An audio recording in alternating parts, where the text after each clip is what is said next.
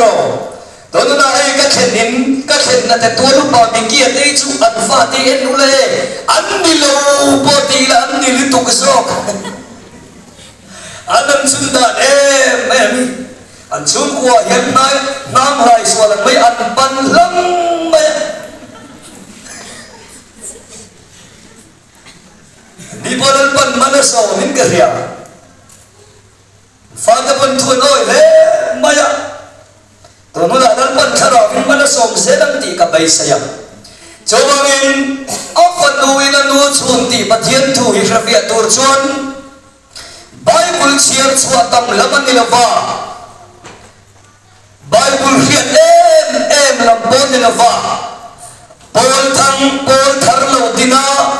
pol sang umpon ni lo khovel kau ran rem hian khoya me kau ran masadar ya lo din ti hi han so tula kau ran zong hian Pentecost niya khan kau ran lo din ti an soi veka mase Pentecost niya khan tinge an pian thar kan ti chuan tir ko beter chuan simula insual de nei tam nan lalpa isu Kristaminin baptisma chang choro de chon kharo thelin pe ti ani in muang antia ti chuan mi san thum lai baptisma an lo chang ta ti tir ko de tir ti bung ni cha so thum par ya ta hian chiar khala kan mudon ti na ni hallelujah lalpa fakinom ro se chawangin kau hanmal basadar chu tuya le kharawa an bian tarawangin kanno kau handing basadar hi voi me kan loi na kau han hian ala chu nem ti hi lal isu te na khadri to ti na ni lal isu lo kal huna hian mo anni kau han khu an biak ina le mai kalor te ngati don lo member to me mai kalor te ngati don lo khome politics sa chon an biak tamlam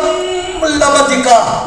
pathian thuero chon an biak klem adik so hallelujah nali so pakinam le ro se Bible me tirin kalma sa zong te khamo an biak klem lam ni se ni nabahun komera pami pare chia chanda manni ya sadam le komera khwalal pan ahal don khan lo ta chung kwa chia chanda manni chu po an pui khan an khwalal ya wa an hoile ta chi khon nara na chi khon lia ta mia ala fa chamani kha chu ba ila le so mi thialim lo ra lo ka huna chon ami thialim delam tura lo ka huna chon no all biakin chade chado lamani lo member tamlo lamani lo hemi te yen ka thuan ke empty lali swa minte na turani hallelujah lan pa fakidam ro se chuwaron ke go peter nena mathaya bung som le paru sang som barele som bakua khan peter ni ti ka hil pokache helum pui chunga yen ka ko hradau karen chabanga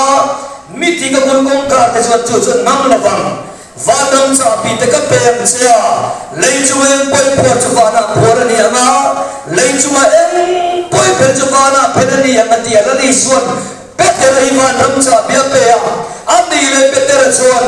chu vadam cha pi chi khoya nge alo hel hona alo soi kan ti chuan peter an Pentecost di ansar monta a simula insual te nei tam nan lalpa isu Kristanin baptisma chang chewro ti in chuwan nam cha pi chu Pentecost dia lo her homta ani lalpa pakinom ro se chu ni voi dia yen mo pol tinata atikha